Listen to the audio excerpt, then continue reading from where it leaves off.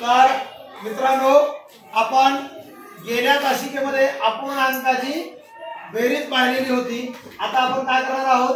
अपूर्णांकाची वजाबाकी. आणि अपूर्णांकाची वजाबाकी सुद्धा आपल्याला स्पर्धा परीक्षेच्या दृष्टिकोनातून NMMS असो, शिष्यवृत्ती असो किंवा प्रज्ञाशोध परीक्षा असो, अजून कुठल्याही स्पर्धा परीक्षा असो किंवा मग प्रथम सत्र असो किंवा वार्षिक परीक्षा असो, आपल्याला अपूर्णांकाची वजाबाकी येणं अत्यंत महत्त्वाचं आहे.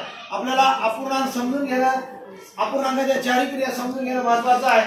तर आज आपण या ठिकाणी अपूर्णांकाची वजाबाकी आपण पाहणार आहोत. तर सर्वप्रथम आता आपण पहिलं उदाहरण आपण या ठिकाणी घेतलेलं आहे. हे पहिलं उदाहरण आहे, हे दुसरं आहे आणि हे तिसरं आहे. तर आपण या ठिकाणी पहिलं उदाहरण आपण सोडवणार आहोत. तर बघा, वाचन करा. 15/3 - 2/4 15/3 - 7/4.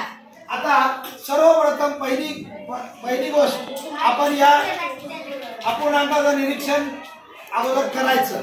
आणि अगोदर काय शोधायचं? आपल्याला अगोदर छेद समान आहेत का ते बघायचं.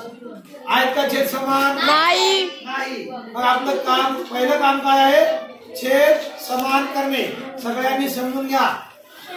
छेद कसे समान करायचे? जसं आपण अपूर्णांकाच्या बेरजेच्या वेळेस छेद समान केले, त्याच पद्धतीने इथं पण आपल्याला काय करायचं आहे? छेद समान करायचे आहे. आता पहिली स्टेप बघा. पहिली स्टेप काय आहे?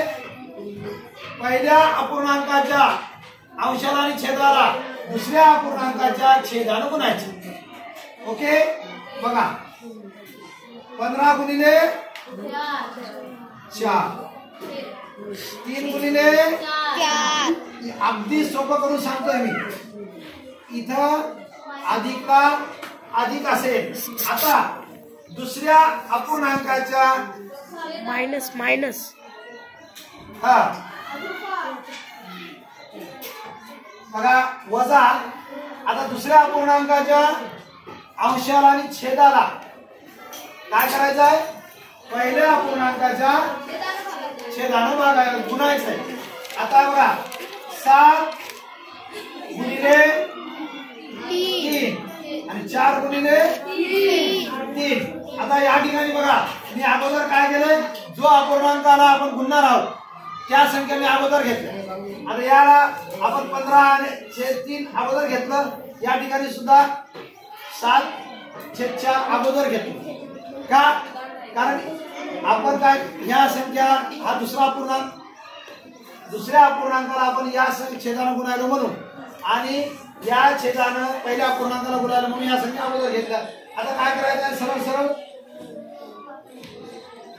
बघा. 5 चोक 20, 3 चोक 12, मायनस 7 त्रिक 21, 4 त्रिक 12. या ठिकाणी तुमच्या लक्षात आलं?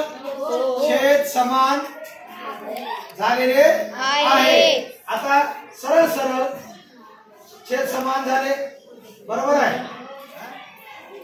सॉरी, 15 चोक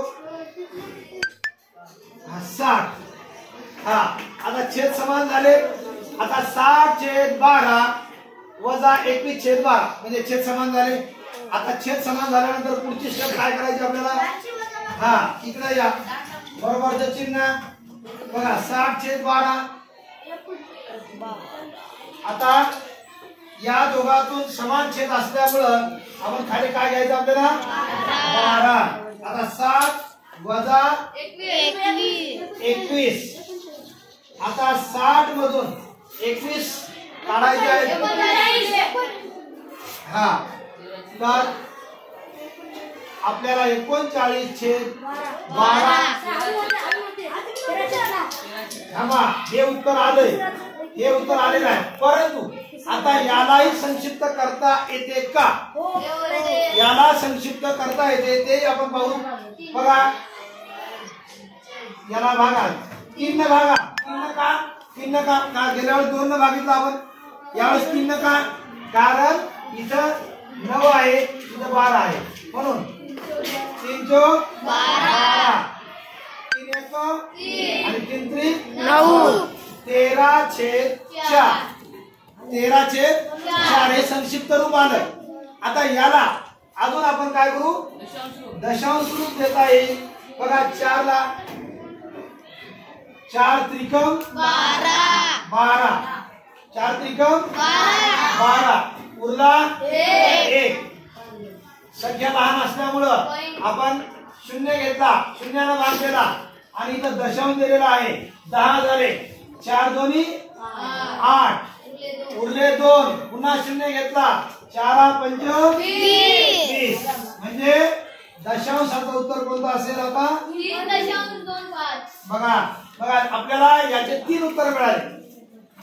पहिलं उत्तर सरळ सरळ वजाबाकी आलं लक्षात, आपण वजाबाकी केली.